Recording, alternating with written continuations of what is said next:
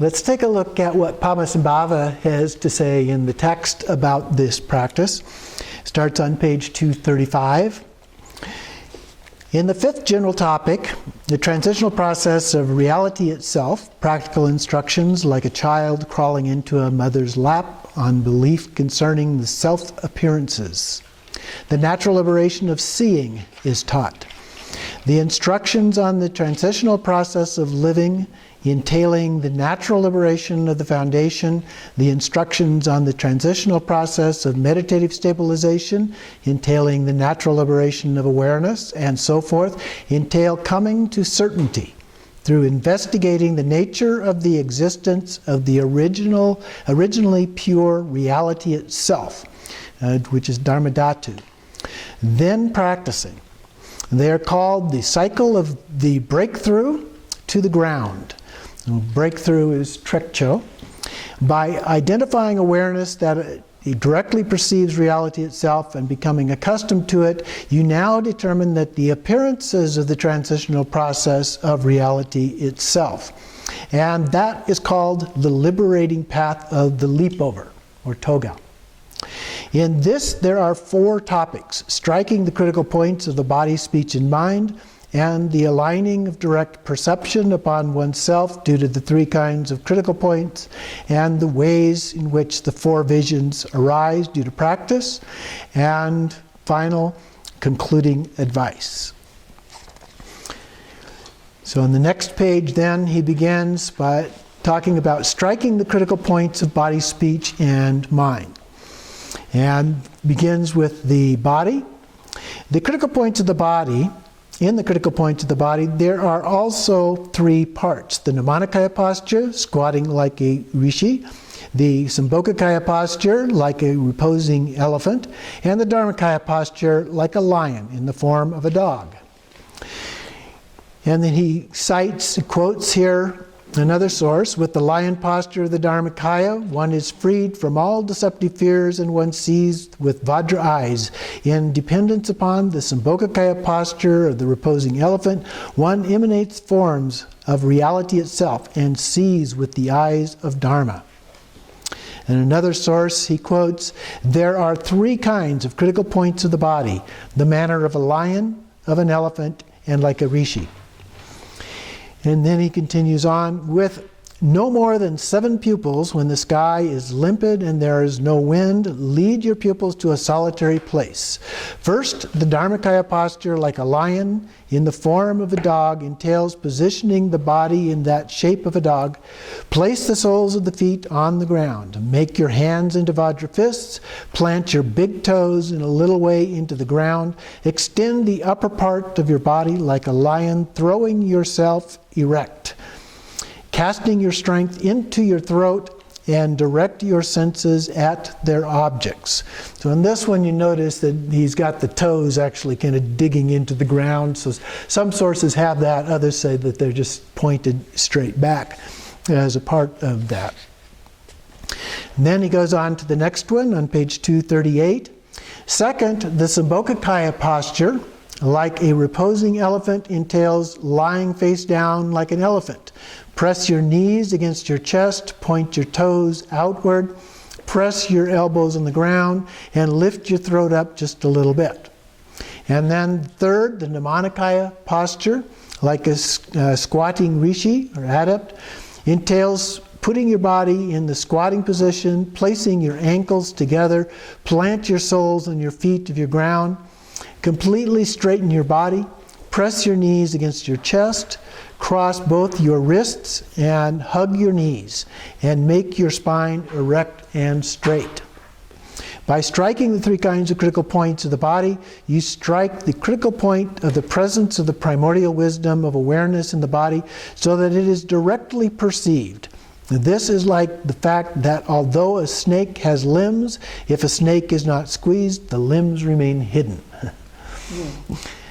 Then he talks about the speech. Continues on here just briefly.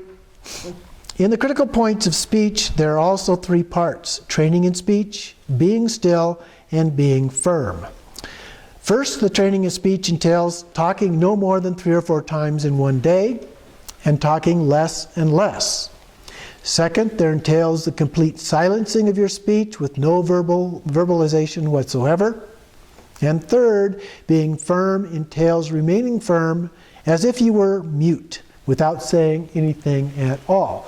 So a good way to do this is do a home retreat. And in that home retreat, you do it without talking to anyone. If you've got others in the house, you need to make sure that they know what's going on. But you do it without any talking during your home retreat. So it becomes a silent retreat. And then the mind part, without letting your awareness be distracted elsewhere, do not let it veer away from your focused target. So whether that target is the sun, the moon, a lamp, or later on we'll look at the sky as a part of this. So those are the objects as a part of this.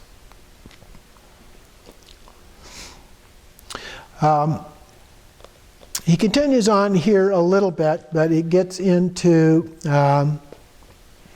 mostly quotes of other sources about these things, looking at different things. So on page 240, for example, he says, here are the three parts. The purpose of the Dharmakaya gaze, in which you roll your gaze upwards, is to stop deceptive appearances at once. The purpose of the Sobotka gaze, in which you look sideways, is to see pure visions of primordial wisdom. The purpose of the Mnemonic Iya gaze, which is dropped downwards, is to gain control over the vital energies in the mind. Therefore, do not be separated from the three gazes, which are critical points of the apertures. And then he also talks a little bit about the objects, the different objects in different ways. Here.